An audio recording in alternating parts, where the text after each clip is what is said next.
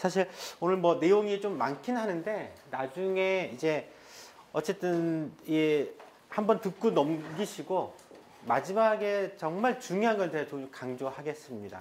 구조만 이해하시면 됩니다. 사실 어떤 사보험이든지 민간의료보험이나 이건 구조가 너무나도 명백해요. 그러니까 건강보험 구조하고 이 사보험의 구조 자체가 기본적으로 달라요. 거기에서 발생되는 문제인 거거든요, 사실. 그래서 그거 좀 설명을 나중에 좀 해드릴 거고요.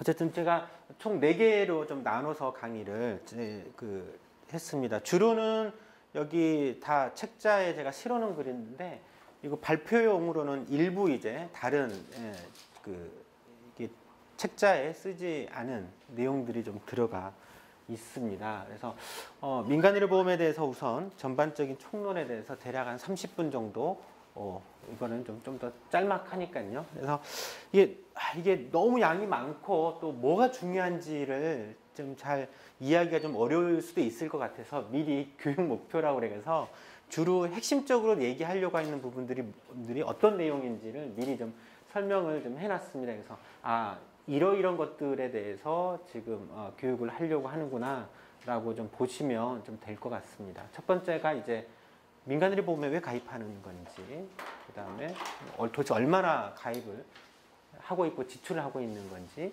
이게 왜 문제가 발생이 되고 있는 건지, 또 이제 단체 보험이나 기업에서 해주는 복지들도 꽤 많은데 이건 어떤 문제를 가지고 있는지, 그리고 전반적인 보험 산업의 어떤 현황과 좀 그런 것도 좀 이해할 수 있고, 또 우리가 사보험 상품이 뭐 굉장히 복잡하긴 하는데 기본 구조가 어떤 식으로 되어 있는지를 설명을 하겠습니다. 그 내용들을 지금 첫 번째 교육에서는 좀 다뤄질 것 같습니다. 뭐 송파 세모뇨 사건은 워낙 잘 아시기 때문에 알 거예요. 이게 이제 빈곤 문제이긴 하지만 또 이게 의료 문제예요. 우리나라에서 빈곤과 의료는 항상 같이 갑니다.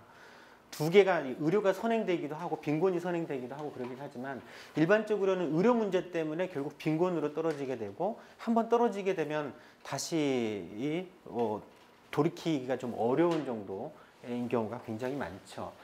뭐 송파 세모뇨 보면 의료적인 내용들만 제가 좀 해놨는데요. 남편이 12년 전에 방광암으로 사망을 했죠. 그러니까 지금으로부터 12년 전이라고 하면 2000년 조금 넘었을 시점이고요. 그때 암보험의 건강보험이 보장해 주는 거는 한 50%가 안 됐습니다. 한 45% 정도. 그러니까 거의 가게 파탄 나죠. 병원비로. 지금은 이제 2005년도에 노무현 정부 들어서면서부터 그때 이제 암부터 무상의료 운동하면서 암 보장률은 사실 굉장히 많이 좋아졌어요. 지금은 전체 보장률이 암 질환만 따지면 한 75%까지 올라가 있거든요. 지금은 좀 많이 좋아지긴 했는데 예전에는 그렇지 않았다는 거죠. 딸들은 이때 아마 가게가 거의 파탄 났을 거고, 그 다음에 이제 딸들은 신용불량자에다가 큰 딸은 또 당뇨병이었는데 병원 치료도 제대로 못 받았죠. 유일하게 생계를 했던 게 이제 모가 이제 생계를 하다가 또 다쳤죠. 식당에서 일하다가 보면 또 다치기도 하고, 다치고 나면 식당 일을 못 하잖아요. 그러니까 이제 소득이 상실되면서 발생되는 그런 문제들이었던 거죠. 그러니까 알고 보면 송파 세모뇨 사주도 전 여기서부터 시작이 된 문제. 그러면서 이제 빈곤으로 떨어졌고 더 이상 다시 돌이킬 수가 없었던 거죠. 그래서 이 사회에서는 삶의 희망이라고 하는 걸 찾기가 어려웠기 때문에 결국 동반 자살까지 하게 되는 문제였죠.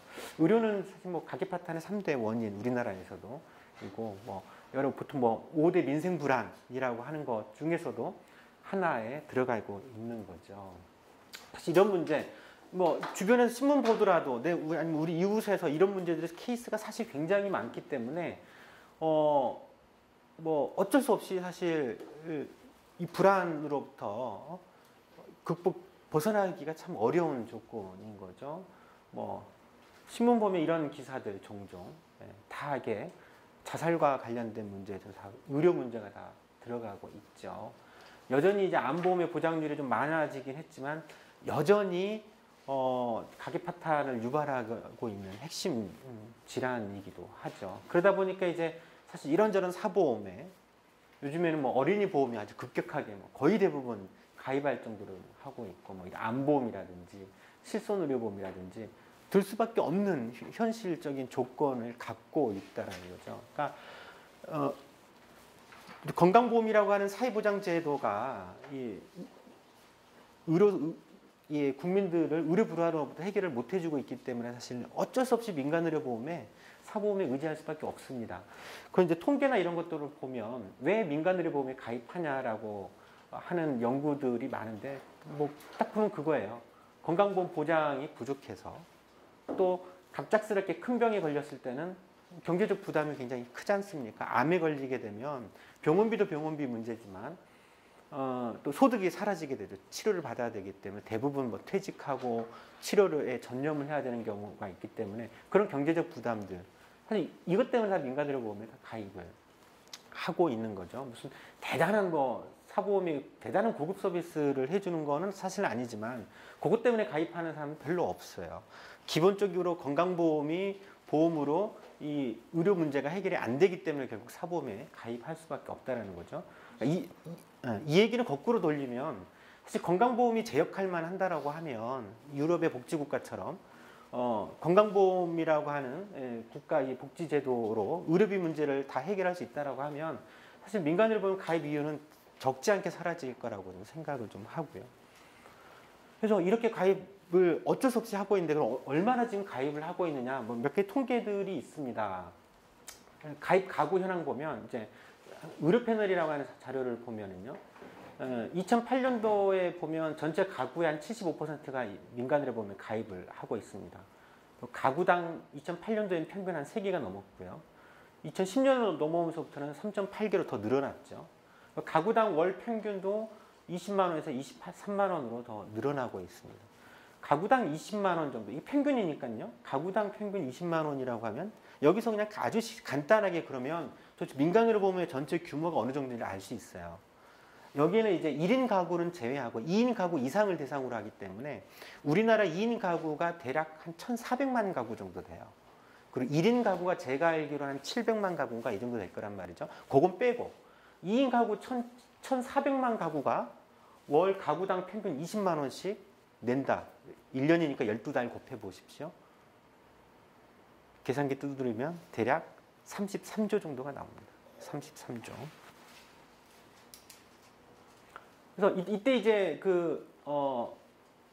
강성욱 교수라고 하는 대구 카톨릭대 교수가 이걸 이용해서 이미 추정을 했었어요. 그때 33.4조로 추정을 했었죠. 지금은 이제 이게 거의 매년 사보험 지출이 전체 규모가 연 7%에서 8%씩 증가하고 있어요. 그렇다 보면 지금은 대략 거의 40조 내외 정도는 될 거다라고 추정을 할 수 있고, 그리고 이제 민간의료보험을 이제 소득별로 이때 이제 나누어서 어느 정도 현황을 좀 나온 자료가 있는데, 보시면 2010년도 기준을 볼까요? 소득 수준에 따라서 이제 저소득층, 중산층 이상 소득자의 민간의료보험 가입 개수와 비교를 해보시면 2천만 원 미만 가구들은 겨우 1개, 2개 정도만 가구당 가입하고 있죠. 근데 이제 4천만 원 이상이면 5개, 6개 가입하고 있습니다. 평균은 20만 원, 23만 원이지만 4천만 원, 5천만 원 정도 연소득 이 정도면 보통 일반적으로 우리가 중산층 정도라고 본다라고 하면 다 5개, 6개씩 기본 가입하고 있고 월 30만 원에서 40만 원 평균적으로 지출을 하고 있어요. 그러니까 주변에서도 보더라도 이렇게 지출하는 게 일반적인 현황인 것 같아요. 대충 보면 보험 하나당 6636, 한 6만 원에서 한 7만 원 정도 보험 한 개당 가입하는 걸로 알려져 가입하고 있다는 걸 알 수가 있고요. 보시면 왜 5개, 6개 가구당 건강보험은 하나만 되는데 가장만 건강보험에 가입하면 되는데 민간의료는 다 개별적으로 가입을 해야 되잖아요. 따로따로 다 가입을 해야 된단 말이죠. 4인 가구라고 하면 예를 들어서 나 암보험 가입하고 와이프 암보험, 나 실손보험, 와이프 실손보험, 애 둘 키우면 어린이 보험 각각 하나씩 이렇게 기본 6개가 사실 되는 거거든요. 근데 그러다 보니까 이렇게 많이 지출을 하게 되고 보험 하나당 6만 원, 7만 원씩이라고 하면 평균 40만 원에 이르는 이런 분들은 어찌됐든 뭐 충분히 대비는 하고 있죠. 건강보험이 보장이 안 되기 때문에 월 30만 원, 40만 원씩 쏟아부어서 이 의료 불안으로부터 해결을 하려고 하고 있는 상황이라는 거죠. 굉장히 지출을 많이 하고 있는데 문제는 그거예요. 소득별 소득 격차도 문제지만 저소득층은 도대체 어떻게 하라는 거냐. 도 소득이 없으니까 가입하고 누구는 이렇게 가입 안 하고 싶겠습니까? 그렇죠? 근데 저소득층은 소득이 없기 때문에 가입을 하고 싶어도 하기가 좀 어려운 조건에서 이런 민간의료보험이 갖고 있는 양극화 현상도 좀 유발하게 되는 거고요. 문제는 그러면 이렇게 많이 쏟아붓고 있는데 어찌됐든 이게 과연 합리적일까라는 걸 생각을 해봐야 되는데 이 그래프, 이 표는요. 이 건강보험공단에서 올 초에 나온 표인데 핵심이 이거예요. 민간의료보험의 문제를 알려주는 핵심은 사실 이 표입니다. 그러니까 의료비라고 하는 것. 의료비라고 하는 거는 보시면 이때 이제 평균 월 진료비가 작년 기준으로 월 85,000원이었어요. 이건 이제 비급여는 빼고 법정 본인 부담하고 건강보험 재정만 합친 거거든요. 그러니까 뭐 85,000 월 평균 85,000원이니까 총 규모는 그냥 단순하게 뭐 인구 5천만 명 곱하기 12개월 하면 총 진료비 수준이 계산하겠죠.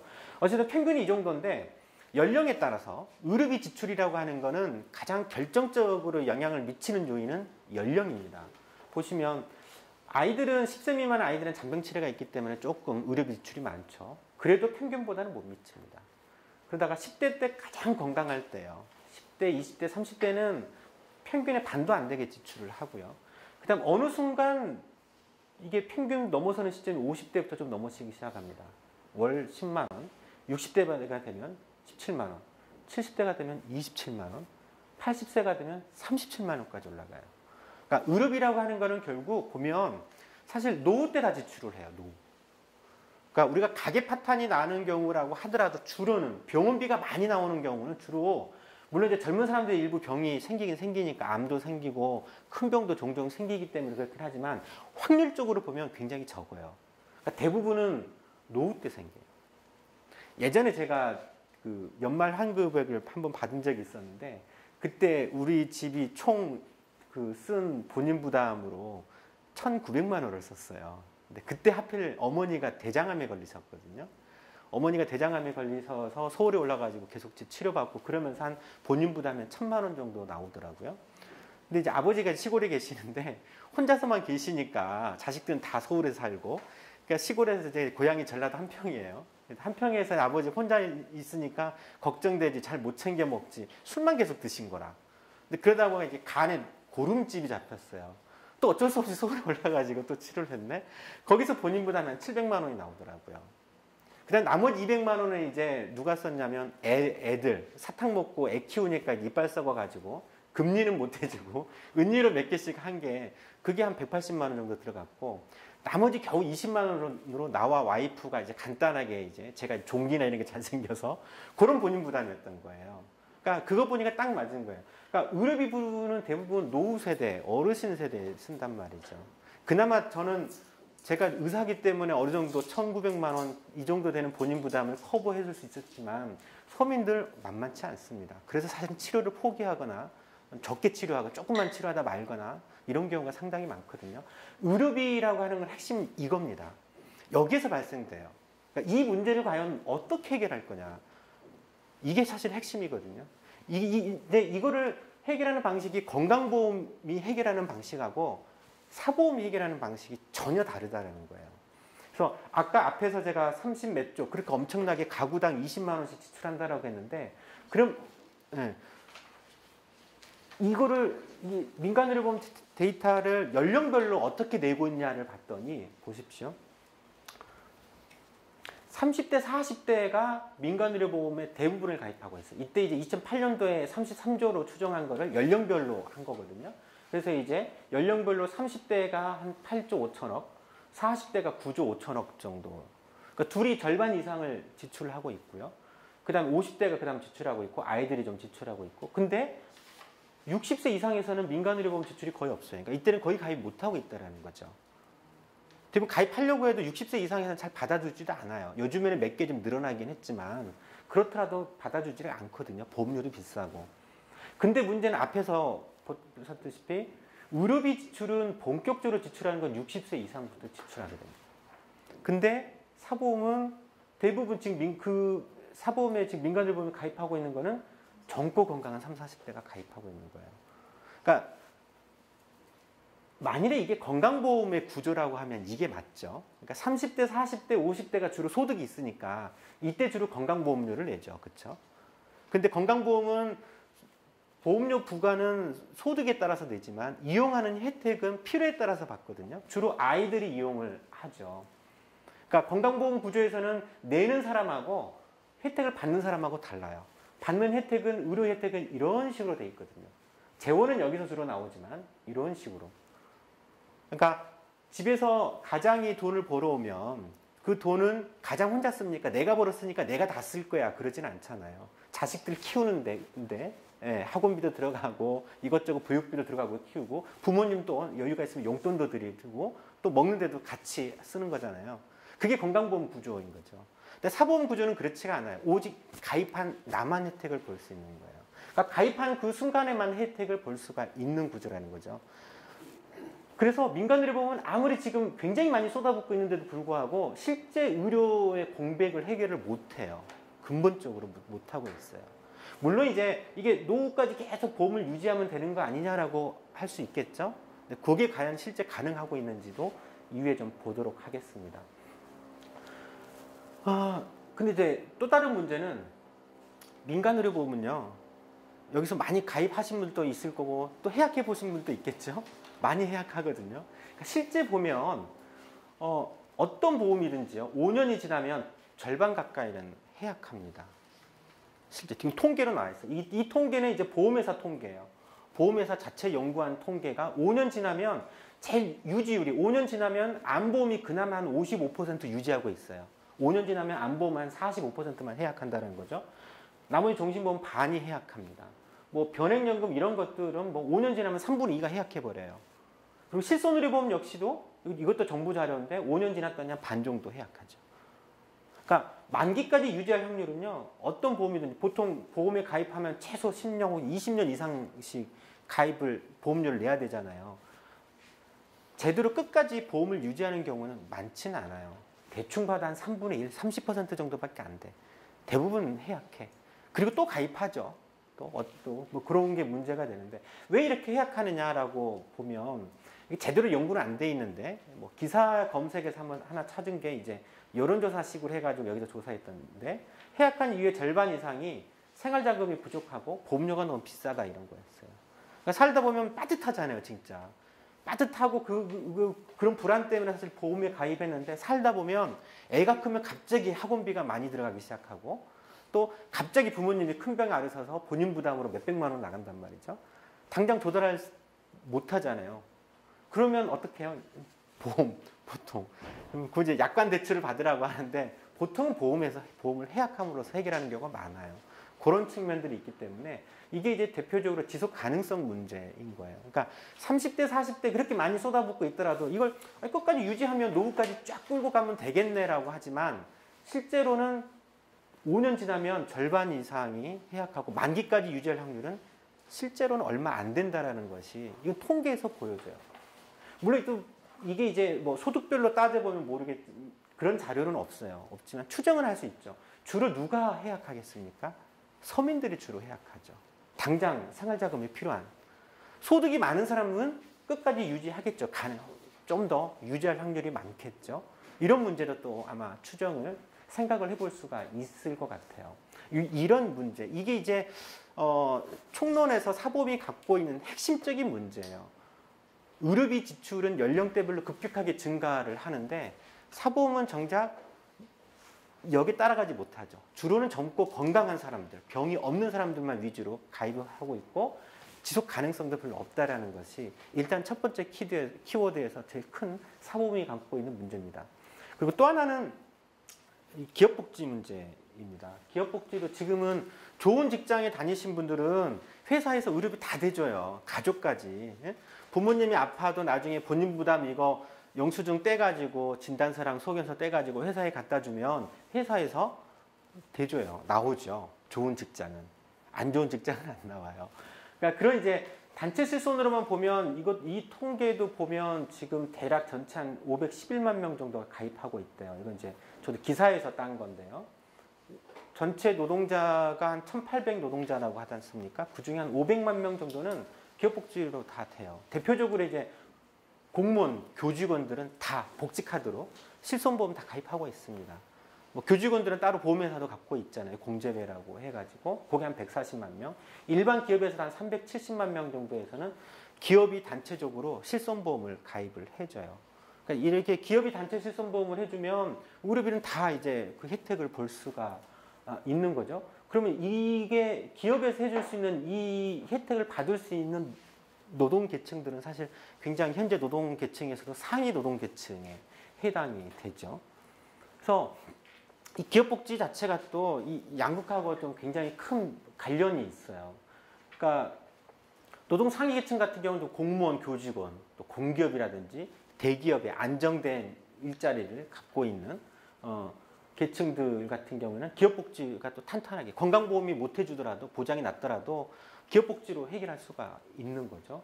반면에 이제 대부분의 노동 하위 계층은 뭐 중소기업 정규직이라든지 비정규직들, 무직자들, 영세 자영업자들 같은 고용 불안정 계층들은 기업복지 혜택이 없죠. 여기에서도 발생되는 양극화. 이들은 소득도 상대적으로 높아요. 소득이 있기 때문에 건강보험 보장률이 똑같이 60%에서 장벽이 높더라도 이분들은 소득이 있으니까 그 장벽을 충분히 뛰어넘죠. 하지만 저소득층 같은 경우 그렇지 않은 노동 하위 계층은 건강보험이 갖고 있는 이 의료 장벽을 소득이 적으니까 뛰어넘기가 쉽지 않아요. 그러니까 의료 양극화가 현상이 발생이 되는 거죠. 그리고 노동 상위 계층은 소득이 있으니까 또 사보험으로 또 아까 앞에서 봤듯이 굉장히 30~40만 원씩 가입을 해서 2중, 3중으로 안정망을 어느 정도 갖고 있죠. 그래서 이제 필요한 만큼 이용을 하고 있지만 노동 하위 계층은 그렇지 못하는 문제도 있어요. 굉장히 그래서 이제 이 문제를 어떻게 해결할 거냐. 그래서 이걸 해결하려고 하면 지금 많은 이제 저기 민주노조 진영에서는 주로는 이제 임금 인상이라든지 기업복지 투쟁들을 사실 많이 하는데 그거보다는 사회 전체가 혜택을 볼 수 있는 사회복지 투쟁들을 해야 돼요. 그래서 이번 민주노총에서 선거에서도 그래서 뭐 사회연대 전략을 제안하는 후보가 나오기도 했었잖아요. 당선되지는 못했지만 그게 이런 맥락에서 갖고 있는 거예요. 그래서 기업복지가 아니라 사회복지를 확대시키는 전 국민 혜택을 볼 수 있는 이 투쟁에 해야 된다라고 하는 고민이 이런 맥락에서 발생이 되는 거죠. 그래서 이거를 민간보험이나 사보험이나 기업복지 방식으로 해결을 하게 되면 오히려 양극화가 더 발생이 되는 측면들이 있기 때문에 아니 내가 고용이 안정되든 불안정하든 소득이 많든 적든 이런 거하고 무관하게 모든 국민들이 차별 없이 자기에게 필요한 의료 서비스는 이용할 수가 있는 방식을 찾아야 되겠죠. 그거는 결국에는 건강보험 같은 사회복지, 사회보장 제도를 강화시키는 방식밖에 없는 거고 그런 게 이제 모든 국민 간의 또 사회연대 의식을 강화시킬 수 있는 방안이기도 하다라고 좀 생각이 좀 듭니다. 또 이제 기업복지의 여러 맥락은 또 있는데요. 이게 당장은 좋아요.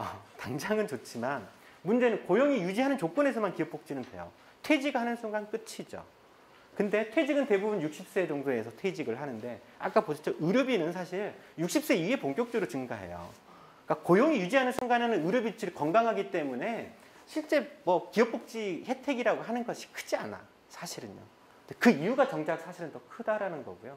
또 자본의 입장에서 보면 기업복지로 해주면 비용이 들어가긴 하더라도요. 이 비용 생각보다 안 들어가요. 만일에 사회복지를 확대했을 때 자본이 부담해야 될 비용보다 기업복지 비용 부담이 훨씬 적어요. 실제 계산을 해보면 그렇게 되는데요. 그러니까 간단하게 기업복지라면 자본은 해당 노동자에게만 비용 지출해주면 되죠. 해당 노동자에서도 젊고 건강한 층이 주로 노동자 일을 하기 때문에 이들만 커버를 해주면 되지만 사회복지로 확대된다라고 하면 자본이 부담을 해야 될 사회보장기여금이라는 게 확 늘어나게 되겠죠. 이 비용이 훨씬 더 커요. 일반적으로. 좀 간단하게 계산은 제가 책자에서도 한번 해봤습니다. 그리고 또 하나는 정치적으로 이제 이렇게 기업복지를 해주면 노동이 이제 사회복지 확대를 요구하는 투쟁이라 이런 것들을 위축시키는 효과도 좀 있어요. 그런 정치적인 효과도 있는 거죠.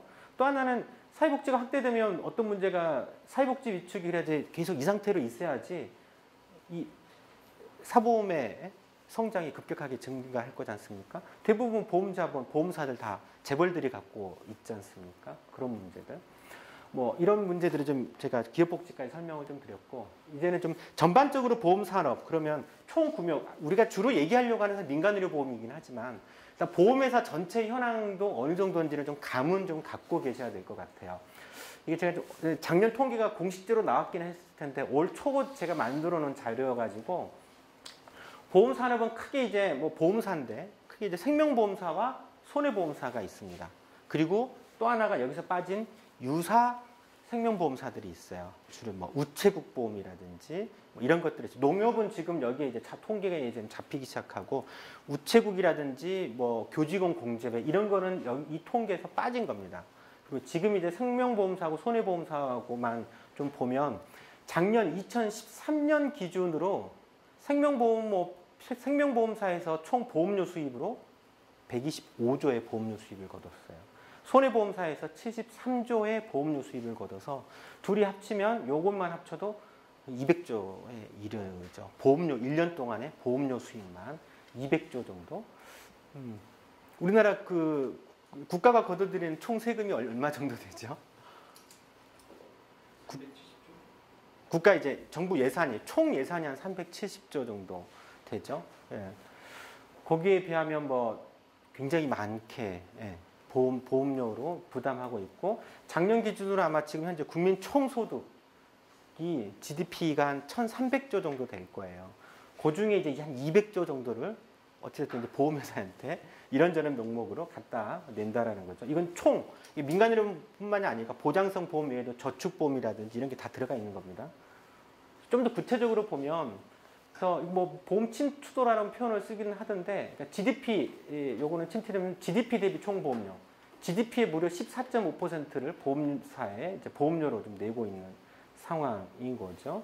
보험 밀도로 보면 1인당 계산을 해보면 1인당 단위가 1,000원이니까 1인당 1년에 평균적으로 대략 390만 원 정도를 1년에 390만 원 정도를 이제 이런저런 명목으로 보험료로 지금은 국민들이 부담을 하고 있는 상황인 거죠. 굉장히 많이 내고 있습니다.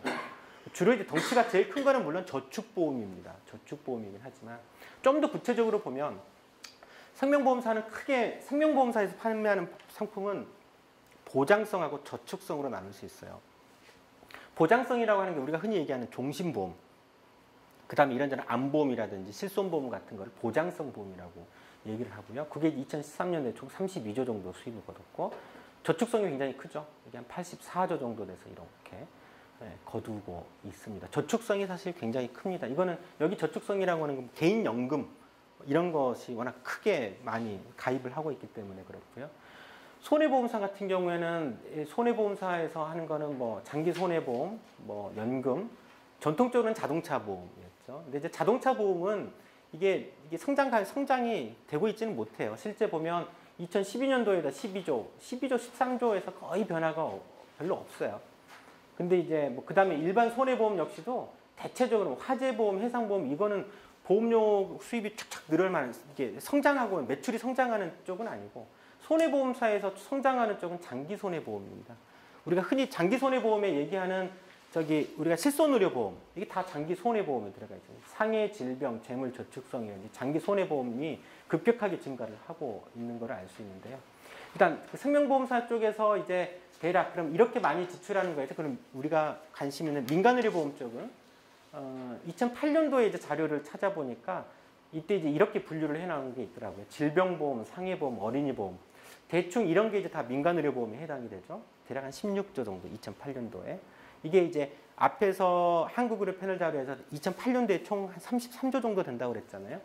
대략 생보사에서 16조 정도 되는 것 같고 장기 손해보험, 손해보험사 쪽에서는 주로 장기 손해보험의 대부분이 사실은 실손보험이에요. 실손보험이 대부분이고 명목별로 나눠보면 이게 상해보험, 그 다음에 질병보험, 통합형 이게 다 민간의료보험, 일반적인 실손의료보험 상품에 해당이 됩니다. 이거 보시면 2004년부터 상해보험이라고 해가지고 되어 있는 게 이제는 2조 정도였는데 2008년도에 5조 가입되었고 2012년도에 거의 10조 가까이 성장을 해요. 급격하게. 이때 이 상해보험은 실손의료보험입니다. 실손의료보험. 주계약만 이제 상해, 사망 뭐 이런 식으로 되어 있기 때문에 그런 거고 질병 역시도 다 실손입니다. 근데 주계약이 이건 주계약 기준으로 분류하고 있기 때문에 그런 거고 통합형 역시도 급격하게. 이렇게 해서 보면 장기 손해보험에서도 마지막에 보면 거의 20조 정도가 사실 민간의료보험이라고 하는 것들을 알 수가 좀 있고요. 어쨌든 좀 더 구체적으로 이렇게 큰 현황 속에서 190조, 200조 정도 되는 보험회사 보험료 중에서 민간의료보험, 의료 목적으로 가입하는 거는 대략 지금 한 40조 정도? 그 정도 좀 보시면 되지 않을까 싶습니다. 그래서 민간의료보험을 좀 더 구체적으로 우리가 민간의료보험 상품을 좀 더 크게 보면 이제 보상 방식에 따라 이제 정액형, 실손형으로 나누고요. 앞으로 논의할 설명을 해드릴 것도 주로 이 기준에 의해서 설명을 하는 건데 정액형은 그런 거죠. 뭐 암에 걸리면 얼마 준다 이런 식이죠. 어떤 수술을 받으면 얼마 준다. 그 다음에 뭐 하루 입원할 때마다 얼마씩 준다라고 하는 이런 식으로 되는 정액형 보험, 암보험이라든지 어린이보험 이런 거고 실손의료보험 반면에 이제 건강보험이 보장해주지 않는 본인 부담, 법정 본인 부담, 비급여 본인 부담을 보상해주는 보험이 실손형 보험이죠. 그래서 이 실손형 보험은 건강보험 정액형은요. 그래서 건강보험하고는 아무런 상관이 없습니다. 건강보험 보장을 높이든 낮추든 정액보험은 상관없어요. 아무리 100% 무상의료를 하더라도 뭐 자기가 필요할 때 의료 이용을 해서 암에 진단되면 그냥 똑같이 4천만 원, 5천만 원 받는 상품이기 때문에 기본적으로 건강보험하고는 보장하고 무관해요. 건강보험하고 관련되어 있는 것은 실손형이죠. 만일에 건강보험 지금 보장이 60% 정도 되니까 40%가 나머지 이게 실손의료보험의 대상이지만 예를 들어서 건강보험 보장률이 더 떨어져요. 60%가 아니라 50%로 떨어지면 실손이 보상해 줄 수 있는 영역이 늘어나겠죠. 그렇게 되면 실손의료 보험료도 더 늘어나게 되죠. 지금보다 더 가파르게 증가할 겁니다. 이건 서로 이렇게 풍선 효과가 있어요. 그래서 실손보험 입장에서는 건강보험 보장이 강화되면 안 되죠, 절대로. 건강보험 보장이 강화되면 실손의료보험 판매는 줄어들게 됩니다. 보험료 수입이 줄어들게 되고 건강보험이 약해지면 실손보험의 매출은 더 늘어나게 되는 이런 구조, 경쟁적인 구조가 갖고 있어요. 근데 이제 실제 뭐 우리가 흔히 정액형, 실손형으로 나누긴 하더라도 대부분의 상품들을 보면 일반적으로는 다 이게 섞여져 있어요. 한꺼번에 이런저런 특약으로 다 끼워져 있거든요. 그래서 민간의료보험 상품의 대표적인 구조를 보면 이거는 우리가 흔히 얘기하는 실손의료보험의 구조가 이 구조입니다. 기본 계약은 상해 사망 후유 장애로 돼 있죠. 일반적으로 실손보험 가입하면 혹시 보험증권 가지고 오신 분 계시죠? 나중에 이제 제가 설명을 좀 해드릴 텐데 실손의료보험 기본 계약은 다 이렇게 돼 있어요. 기본 계약은 이렇게 돼 있고 특약이 뭐 수십 가지가 들어가 있죠. 그래서 실손보상이 대표적으로 이게 입원과 통원 의료비를 해주는 이게 이제 실비보험이라고 하고 특약으로 들어가고 있고 그 이외에도 실손의료보험이라고 우리가 가입하지만 실제로는 뭐 이런 이제 정액형 보상이 각각에 다 들어가 있어요. 이런 구조. 나중에 예로 들어서도 설명을 해드리겠습니다. 그런데 이게 우리가 그랬을 때 이렇게 복잡하게 상품이 구성되어 있는데 그 보험 상품은 그러면 소속이 어디냐? 소속이 어디냐? 그 상품의 특징은 어디냐라고 했을 때 특약은 쏙 빼고 기본 계약 기준으로 상품의 소속은 성격은 주계약에 따라서 분류합니다. 그래서 이 보험은 앞에서 이제 손해보험사에서 통계로 들어가게 되면 이게 이제 기본 계약이 상해 사망 후유 장애지 않습니까? 이 보험은 상해보험이 됩니다. 그래서 장기 손해보험에서 아까 소속으로 들어가면 실손이면 여기 상해보험 소속으로 들어가죠. 만일에 이제 주계약이 질병 사망으로 돼 있다. 질병 후유장애, 질병 사망으로 기본 계약이 돼 있고 밑에 특약으로 실손이랑 다 들어있다. 그러면 그 보험은 질병보험으로 돼 있습니다. 그리고 주계약이 통합형이라는 건 뭐냐면 기본 계약이 한 가지가 아니라 두 가지야. 상해 사망하고 질병 사망이 같이 보상돼 있다. 그러면 그거는 통합형으로 들어가게 됩니다. 소속 자체가 그런 식으로 돼 있어요. 저축성은 주계약이 저축인 거고요. 뭐 운전자 보험은 지금 많이 판매되는 이런 것들이 그런 특징이 기본적으로 있다라는 걸 좀 알고 계시고. 그래서 실제 이제 이렇게 그 보험사가 대표적으로 삼성생명에서 보험 상품 종류를 쫙 보면 여기서 보험 상품 클릭해가지고 딱 나오면 다 그런 겁니다. 이거는 이제 사망보험, 이쪽 의료비 보험이죠. 뭐 상조보험 같은 경우고 또 사망을 보장하는 이게 다 종신보험들이고 뭐 요즘은 가족 통합형으로도 굉장히 많이 나오죠. 건강상해 이게 전부 다 뭐 암보험 뭐 해가지고 전부 다 민간의료보험. 이것도 민간의료보험, 어린이보험, 민간의료보험 이런 거예요. 실제로 보면 보험회사들이 판매되는 주 보험 상품은 요즘에는 민간의료보험이 굉장히 많습니다. 손해보험 역시도 마찬가지예요. 손해보험 상품도 딱 구별해 보면 이건 이제 자동차 보험, 있고 자녀 건강보험이 이게 다 민간의료보험 해당이 되죠. 연금저축보험은 이건 저축보험으로 소속이 들어가게 되는 거고 여행자보험이고 노후간병 역시도 마찬가지죠. 이것도 민간의료보험이고 뭐 일부 화재보험 파는 거라든지 다른 방카스라든지 TM 방식으로 판매되는 것도 대체적으로 민간의료보험 상품들이 굉장히 많습니다. 몇 가지 중요한 키워드 다시 이제 앞에서 교육 목표로 보면 왜 민간의료보험에 가입하고 있는지라고 하는 부분 어느 정도 이해하시겠죠? 그 얼마나 지금 민간의료보험에 가입을 하고 있는 건지 그리고 이게 연령별 의료비 지출 현황을 보면 왜 민간의료보험하고 불일치가 발생이 되는지 이게 사실 핵심적인 겁니다. 거기에 가장 큰 문제점이죠. 기업복지가 어떤 문제들을 또 갖고 있는지 전반적으로 보험산업 현황 속에서 민간의료보험이 어떻게 구체적으로 지출되고 있고 또 민간의료보험 상품 구조가 일반적으로 어떤 방식으로 이루어져 있는지를 설명을 좀 했습니다.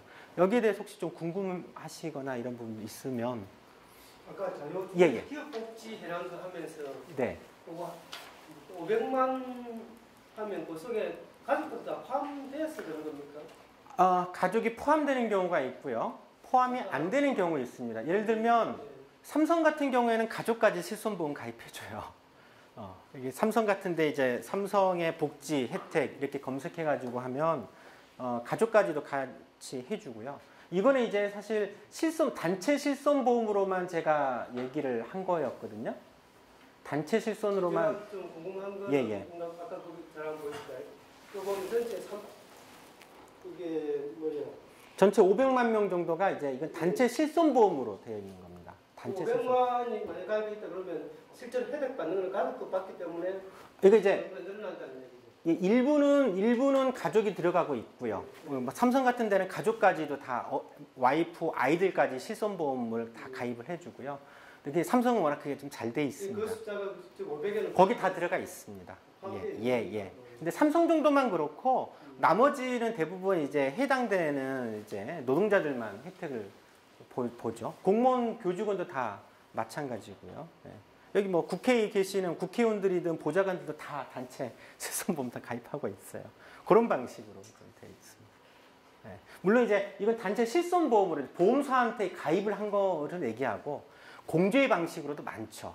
자체적으로 이제 공제식으로 해서 그냥 본인 부담 나온 거에 청구하면 회사에서 돌려주는 방식 이런 방식으로도 많이 하고 있죠.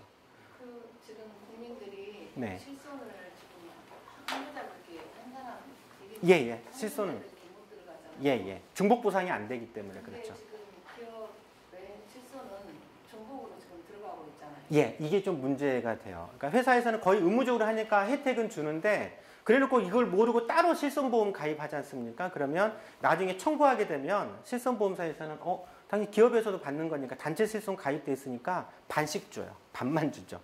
네. 중복 보상이 안 돼서 반씩만 혜택이 주는 거죠. 그런데 왜 그 하면 그런 데서는 네. 안 나타나요? 우리 국민 예를 들어서 삼성에다가 제가 실손을 이제 가입을 했어요. 네네. 그리고 다른 데에다가 다시 실손을 넣으려고 하면 네. 넣어져 있다고 해가지고 안 받아주잖아요. 그렇죠. 예. 그런데 저기 그 기업에 실손 들어간 것은 나타나지가 않아요. 않아요. 그걸 그렇게 하려고 하면 이제 기업에서 단체 실손을 대상을 연계가 돼야 되잖아요. 자료가. 지금 그게 연계가 안 되고 있고 그럼 기사에서도 문제제기 나왔는데 금융위원회에서도 이거는 별로 방법이 없다. 이런 식으로 나오더라고요. 그래서 그럼 보험료를 뭐 깎아주든가 뭐 그런 게 있어야 되는 거 아닙니까? 그렇죠. 근데 그런 건 없죠. 그래서 이게 좀 기업에서의 좀 중복 가입들이 적지 않은 걸로 돼 있어요. 그럼 이제 그 금융 감독원하고 이제 그 정부하고의 문제겠네요. 그렇죠. 예. 어쨌든 그게 이제 또 보험회사하고 이해관계가 있기 때문에 아무래도 금융감독원은 거의 보험회사 쪽에 의해서 좌지우지되는 경우가 많습니다. 금융감독원이라고 하는 조직 자체가 거의 민간기구예요, 사실. 거기서 나오는 재원들이 어디서 나오냐면 제가 정확하게 기억나지 않는데 거의 한 80%는 은행이나 증권, 보험회사가 거기에서 이제 돈을 각출해서요. 금융감독위원회 비용으로 조달을 해요. 그런 문제들이 좀 있죠.